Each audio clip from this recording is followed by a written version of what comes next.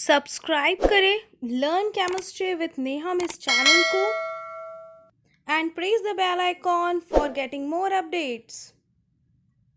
आज हम discovery of proton and neutron पढ़ने वाले हैं और वीडियो के एंड में कमेंट्स में बताइए कि बोरॉन एटम में कितने न्यूट्रॉन्स होते हैं। How many neutrons present in boron atom, comments में बताइए। ये इस वीडियो में हम डिस्कवरी ऑफ प्रोटॉन पढ़ेंगे। इसके पहले के वीडियो में डिस्कवरी ऑफ इलेक्ट्रॉन हम लोग पढ़ चुके हैं, आप उस वीडियो को देख लीजिए, उसकी लिंक मैं डिस्क्रिप्शन बॉक्स में आपको दे दूंगी। तो जो प्रोटॉन की डिस्कवरी हुई इसके पहले हम पढ़ चुके हैं जो इलेक्ट्रॉन होता है वो इलेक्ट्रिकली न्यूट्रल होता है, और इलेक्ट्रॉन की डिस्कवरी के बाद एटम इलेक्ट्रिकली न्यूट्रल है, और इलेक्ट्रॉन की डिस्कवरी के बाद ये लगा कि एक निगेटिव चार्ज अगर है किसी भी एटम के अंदर तो डेफिनेटली पॉजिटिव चार्ज भी होगा, क्योंकि 3 फंडामेंटल पार्टिकल के बारे में हम पढ़े हुए हैं। तो इन 1886 गोल्डस्टीन ने वही जो डिस्चार्ज ट्यूब एक्सपेरिमेंट था उसको फिर से किया। उसके लिए उन्होंने सेम एक डिस्चार्ज ट्यूब ले ली, जैसे कि यहाँ पे आप देख रहे हो, डिस्चार्ज ट्यूब ली, और इस डिस्चार्ज ट्यूब में क्या किया, एक एनोड लगाया, एक एनोड रॉड लगा दिया, यहाँ पे इलेक्ट्रोड लगा हुआ है, और साथ में एक परफोरेटेड कैथोड यहाँ पे लगा दिया गया। ये जो है ये कैथोड लगा हुआ है, एक कैथोड लगा, और जैसे ही इलेक्ट्रिक डिस्चार्ज करते हैं एक पर्टिकुलर गैस को लो प्रेशर पर भर के, जैसे ही इसके अंदर इलेक्ट्रिक डिस्चार्ज किया जाता है तो क्या होता है, एनोड से कुछ पार्टिकल्स ट्रेवल करना शुरू करते हैं, और साथ में क्योंकि इसके अंदर जो है गैस भरी हुई होती है और वो गैस इलेक्ट्रिक डिस्चार्ज करने से आयोनाइज हो जाती है, और ये जो कैथोड रेज है इनका जो भी रहता है पार्टिकल के ऊपर, जैसे ही उसका चार्ज मास रेशियो वो डिपेंड करता है कौन सी गैस है उस पे। तो जैसे ही गैस आयोनाइज्ड होती है तो पार्टिकल्स बनते हैं, यहाँ पे होल्स क्रिएट हो जाते हैं और पॉजिटिव चार्ज बन जाता है, क्योंकि बीच में लगा हुआ है कैथोड। तो कैथोड के लगे होने के कारण क्या होता है, जो पॉजिटिव चार्ज होते हैं वो तो इसको क्रॉस करके अट्रैक्ट होकर के चले जाते हैं, और जाकर के यहाँ पे फ्लोरेसेंस स्क्रीन है, जैसे कि थॉमसन के एक्सपेरिमेंट में, कैथोड रे एक्सपेरिमेंट में आपने देखा था, यहाँ पे ZnS की बनी हुई, जिंक सल्फेट की बनी हुई फ्लोरोसेंस स्क्रीन होती है, उसके ऊपर जाके स्ट्राइक करते हैं और वो ग्लो करना शुरू कर देती है। लेकिन इसके अपोजिट जो निगेटिव चार्ज होता है, देख सकते हैं आप, निगेटिव चार्ज क्या होगा, क्योंकि कैथोड है तो निगेटिव चार्ज कैथोड से टकरा करके सेम चार्ज में रिपल्शन होता है, तो वो अपोजिट डायरेक्शन में जाने लगते हैं, मतलब एनोड की तरफ जाने लगते हैं। और क्योंकि कैथोड रेज जो होती है वो होल क्रिएट करती है, इसलिए एनोड रेज जो होती हैं उन एनोड रेज को कैनोल रेज भी कहा जाता है, इनको कैनोल रेज कहा जाता है। अब किया कैसे था उन्होंने क्या किया, एक इलेक्ट्रिक डिस्चार्ज लो प्रेशर पे उसको ले लिया, और ऐसा देखा कि वो जो पार्टिकल्स थे, ल्यूमिनेशन क्रिएट करने वाले पार्टिकल्स अपोजिट डायरेक्शन में जाते थे कैथोड के, कैथोड जो लगाया उसके अपोजिट डायरेक्शन में पार्टिकल्स ट्रेवल करते हैं। अब उसकी प्रॉपर्टीज क्या क्या थी, फर्स्ट था, जैसे आपने पढ़ी है एनोड की प्रॉपर्टी, कैथोड रेज जो होती है travels in a straight line in a direction opposite to cathode. Anode rays जो है वो एक स्ट्रेट लाइन में चलती है और कैथोड के अपोजिट होती है।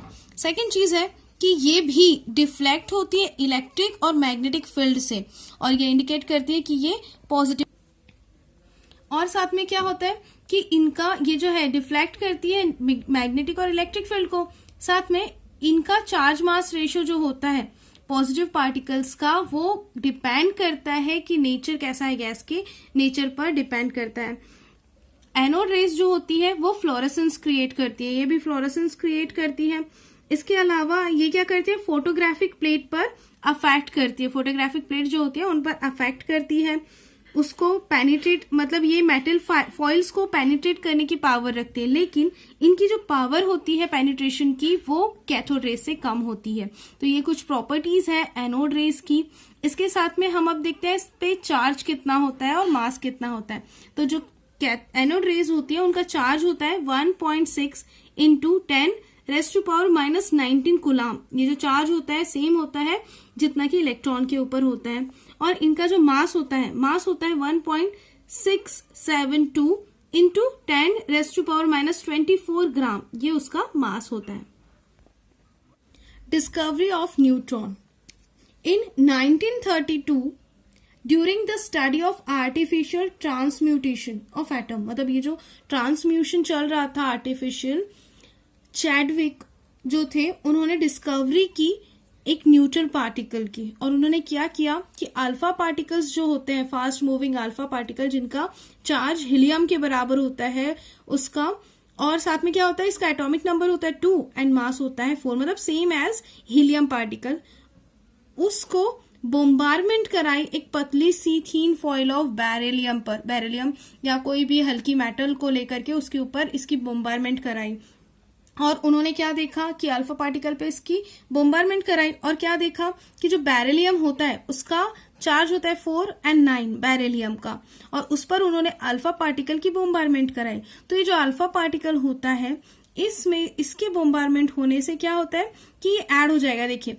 कि इसका मास इलेक्ट्रॉन का जो इसका जो एटम का नंबर है वो 2 और 4 और 2 प्लस होकर के 6 होगा, और जो मास है वो 9 एंड 4 को कितना होना चाहिए, 9 एंड 4 हो जाएगा 13। बट यहाँ पे क्या होता है कि जब इसमें से एक न्यूट्रॉन निकल जाता है, एक न्यूट्रॉन निकल जाता है मतलब उसका मास होता है 1, तो न्यूट्रॉन निकल जाने के बाद ये बेरिलियम एटम कन्वर्ट हो जाता है, मतलब चेंज हो जाता है into carbon, and neutral particle जो है वो इसमें से निकल जाता है, और इसका मास जो है वो प्रोटॉन के बराबर माना गया। तो ये यहाँ पर एक न्यूट्रल पार्टिकल निकल जाता है। तो इस प्रोसेस को उन्होंने कैसे कराया, उन्होंने क्या किया, एक थीन बेरिलियम की फॉइल ले ली, इस थीन बेरिलियम फॉइल पर अल्फा पार्टिकल्स की बोम्बारमेंट कराई।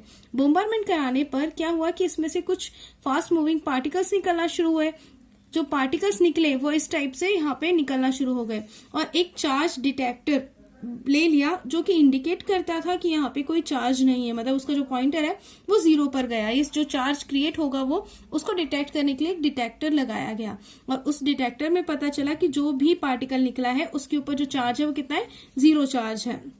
0 चार्ज का इंडिकेशन इस प्रैक्टिकल से हो जाता है। उन्होंने ये करके पूरा देखा और बताया कि जो पार्टिकल है, फंडामेंटल पार्टिकल, वो 3 होते हैं। एक तो इलेक्ट्रॉन जिसपे निगेटिव चार्ज होता है, प्रोटॉन जिसपे पॉजिटिव चार्ज होता है, और न्यूट्रॉन जिस पर कोई भी चार्ज नहीं होता है। इस टाइप से न्यूट्रॉन की डिस्कवरी यहाँ पर हो गई, और इसका जो मास था वो मास था प्रोटॉन के ही समान, बट लेकिन इसका जो मास था थोड़ा सा कम, 1.672 ये मास इंटू 10⁻⁻24 ग्राम ये मास था, जो कि प्रोटॉन के मास से थोड़ा सा कम था। अब हम तीनों की कंपैरेटिव स्टडी कर लेते हैं कि सबसे पहले हम देखते हैं इलेक्ट्रॉन। इलेक्ट्रॉन को रिप्रेजेंट करते हैं, उसका सिंबल होता है -e। उसका जो मास होता है AMU में वो होता है 1/1835, ये उसका AMU में मास होता है। अब इसका चार्ज होता है 9.1 इंटू 10⁻⁻28 ग्राम, ये मास है ग्राम में। और जो चार्ज होता है वो -1 चार्ज होता है इसके ऊपर, और चार्ज कुलाम में अगर हम देखें, कुलाम में इसको देखें तो -1.60 इंटू 10⁻⁻19 कुलाम। प्रोटॉन के लिए देख लेते हैं। प्रोटॉन का क्या होता है, इसको रिप्रेजेंट करते हैं P+ से, इसका सिंबल होता है, इसके ऊपर 1 AMU चार्ज मास होता है, और इसका मास जो है ग्राम में कितना होता है, 1.672 इंटू 10⁻⁻24 ग्राम। इसका चार्ज +1, और जो चार्ज होता है कुलाम में वो -1.60 इंटू 10⁻⁻19 कुलाम होता है, जो कि इलेक्ट्रॉन के चार्ज के इक्वल होता है। दोनों पर चार्ज इक्वल होता है, लेकिन विथ अपोजिट साइन, मतलब पॉजिटिव प्रोटॉन और इलेक्ट्रॉन जो होंगे वो निगेटिव होगा। और लास्ट हमारा होगा न्यूट्रॉन। तो न्यूट्रॉन जो है इसको N0 से रिप्रेजेंट किया जाता है। इसके ऊपर मास होता है 1 AMU, और इसका जो ग्राम में मास होता है वो होता है 1.674 इंटू 10⁻⁻24 ग्राम, जो कि प्रोटॉन से थोड़ा सा कम होता है, और इस पर चार्ज 0 होता है। दोनों ही कुलाम में भी चार्ज 0 ही काउंट किया जाता है।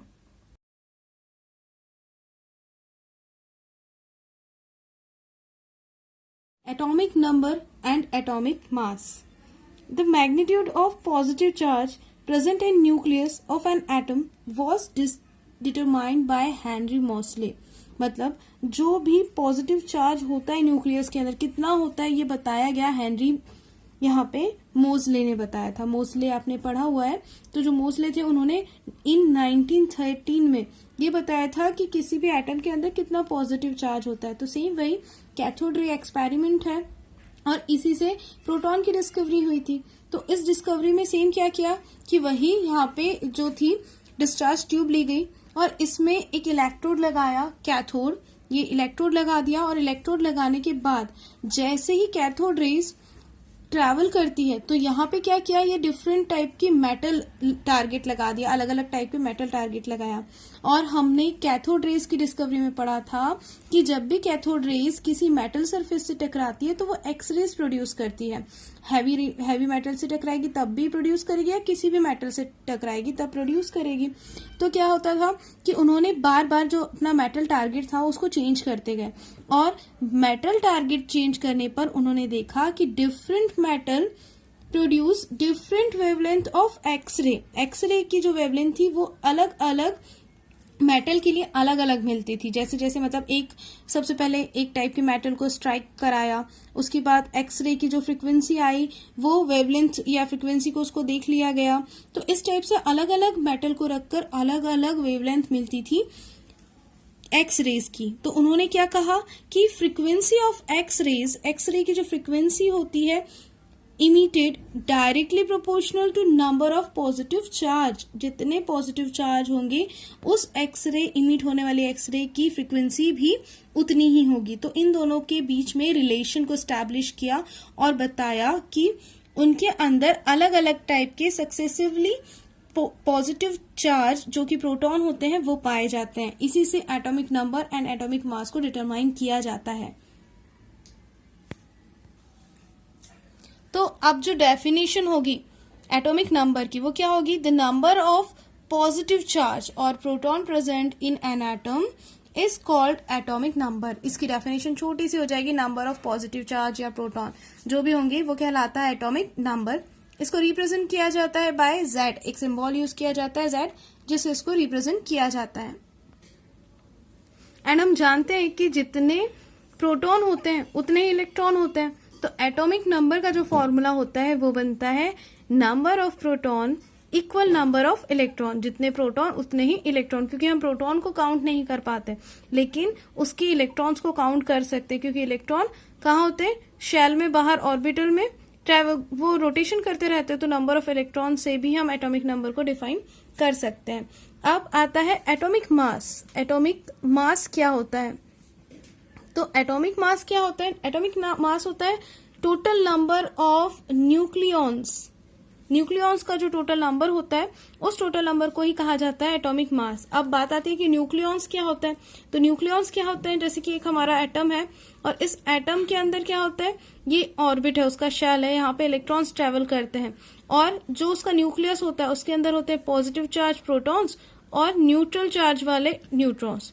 तो जो न्यूक्लियस के अंदर होते हैं उन न्यूक्लियस के अंदर पाए जाने वाले जो पार्टिकल्स हैं उन्हीं को कहा जाता है न्यूक्लियॉन्स। तो उसके अंदर कौन कौन पार्टिकल पाए जाते हैं, पॉजिटिव चार्ज प्रोटॉन और न्यूट्रॉन पाए जाते हैं। तो न्यूक्लियॉन्स मतलब सम ऑफ पॉजिटिव चार्ज प्रोटॉन का प्लस न्यूट्रॉन का, प्रोटॉन और न्यूट्रॉन के सम को ही कहा जाएगा एटॉमिक मास। ये कहलाएगा एटॉमिक मास।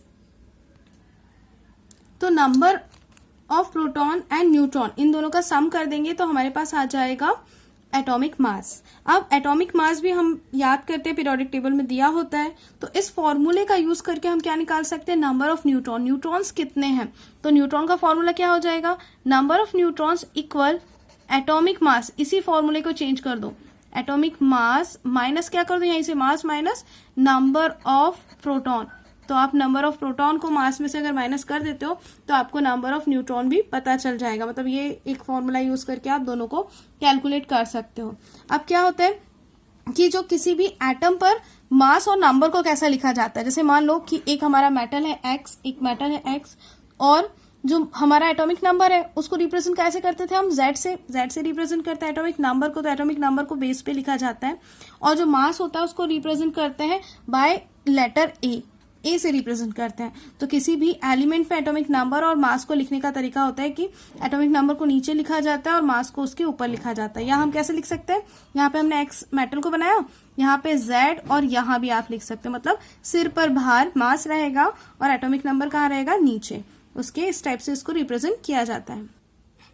एग्जाम्पल देखते हैं हम कि पोटेशियम का एटॉमिक नंबर है 19 और मास है 39। तो अब हम इसके लिए number of electron, proton and neutron इनका कैलकुलेशन करेंगे कि कितने होते हैं इलेक्ट्रॉन, प्रोटॉन एंड न्यूट्रॉन इसके अंदर। तो अब हमने अभी डेफिनेशन पढ़ी कि एटॉमिक नंबर इक्वल क्या होता है। एटॉमिक नंबर इक्वल होता है नंबर ऑफ इलेक्ट्रॉन इक्वल होता है नंबर ऑफ प्रोटॉन। तो यहाँ पे सीधा सीधा अगर एटॉमिक नंबर 19 है तो नंबर ऑफ इलेक्ट्रॉन कितने होंगे 19 और प्रोटॉन भी कितने होंगे 19। तो इस स्टेप से दोनों बन जाएंगे। अब बात आती है कि न्यूट्रॉन कैसे निकालना है। तो अभी हमने फॉर्मूला देखा, मास माइनस क्या करोगे आप नंबर ऑफ प्रोटॉन्स, तो मास माइनस प्रोटॉन निकाल दो तो क्या बन जाएगी, मास है 39 एंड आप माइनस कर दोगे किसको, नंबर ऑफ प्रोटॉन को, तो कितना आ जाएगा, आंसर हमारे पास आ जाएगा 20। तो नंबर ऑफ न्यूट्रॉन्स कितने हो गए यहाँ पर 20। तो आप तीनों चीज़ों की कैलकुलेशन कर सकते हो, इलेक्ट्रॉन, प्रोटॉन एंड न्यूट्रॉन। अगर आपको किसी पॉजिटिव एटम के लिए निकालना है, जैसे कोई पॉजिटिव एटम है जैसे सोडियम Na+ है और Cl- है, तो अगर किसी आयन का आपको इलेक्ट्रॉन, प्रोटॉन, न्यूट्रॉन निकालना होता है तो आपको याद रखना है जब भी कोई एटम पॉजिटिव चार्ज बनाता है मतलब उसका एक इलेक्ट्रॉन क्या हो गया, माइनस हो गया, तो नंबर ऑफ इलेक्ट्रॉन्स जो रहेंगे उसमें से आपको माइनस करना पड़ेगा। और जब भी कोई एटम निगेटिव चार्ज बनाता है तो मतलब उसके अंदर क्या हुआ, ऐड हुआ है कोई भी इलेक्ट्रॉन ऐड हुआ है। जैसे हम सोडियम का निकालते हैं तो सोडियम जो है Na, इसका क्या होता है, एटॉमिक नंबर 11 है और जो मास होता है वो कितना होता है 23। तो इसके लिए इलेक्ट्रॉन का नंबर आप जब निकालोगे, कब, Na+ वाली कंडीशन में जब आप निकालोगे तो उसका एटॉमिक नंबर उसका नंबर ऑफ इलेक्ट्रॉन नहीं होगा। क्यों नहीं होगा, क्योंकि उसने एक इलेक्ट्रॉन दे दिया है तभी उसने पॉजिटिव चार्ज यहाँ पे बनाया हुआ है। तो जितना भी एटॉमिक नंबर होगा उसमें से क्या करोगे आप, उसमें से आप करोगे कि 11 है इसका एटॉमिक नंबर, माइनस क्या करोगे 1 इलेक्ट्रॉन, तो टोटल नंबर ऑफ इलेक्ट्रॉन कितने हो जाएंगे इसके पास 10। और प्रोटॉन कितने होंगे, proton as it is atomic number 11। क्यों रहेगा ऐसा, क्योंकि प्रोटॉन्स इन रिएक्शंस में पार्टिसिपेट नहीं करते हैं। और आपको न्यूट्रॉन को अगर निकालना है तो मास माइनस क्या करोगे, प्रोटॉन, मास माइनस प्रोटॉन कर लोगे और आ जाएगा यहाँ पर कितना 23 माइनस 11, तो आपके पास कितना आ जाएगा यहाँ 12, न्यूट्रॉन का नंबर 12 आ जाएगा। और अगर किसी निगेटिव चार्ज वाले एटम के निकालना है आपको, जैसे क्लोरीन का निकालना है, Cl- का निकालना है आपको, तो क्या होता है, क्लोरीन का निकालना है अगर आपको तो इसका एटॉमिक नंबर होता है 17 और एटॉमिक मास होता है 35.5, 35 हम लेते हैं। तो Cl- का नंबर ऑफ इलेक्ट्रॉन जब आपको निकालना है तो क्या करोगे, निगेटिव चार्ज है वो क्या करेगा, एक इलेक्ट्रॉन प्लस कर लेगा और हो जाएगा नंबर ऑफ इलेक्ट्रॉन 18, प्रोटॉन होगा 17 ही, और न्यूट्रॉन कैसे निकालोगे 35 माइनस 17 मतलब कितना आ गया 18। अक्सर बच्चे इसमें कंफ्यूज होते हैं कि इलेक्ट्रॉन भी 18 ये भी 18, दोनों कंफ्यूज हो जाते हैं कि कैसे आया। तो आपको ये याद रखना है कि जब वो निगेटिव चार्ज बना रहा है तब वो एक इलेक्ट्रॉन प्लस कर रहा है, इसलिए उसका एटॉमिक नंबर नहीं चेंज होगा। क्या चेंज होगा, इलेक्ट्रॉन का नंबर 18 होगा लेकिन प्रोटॉन 17 ही रहेंगे।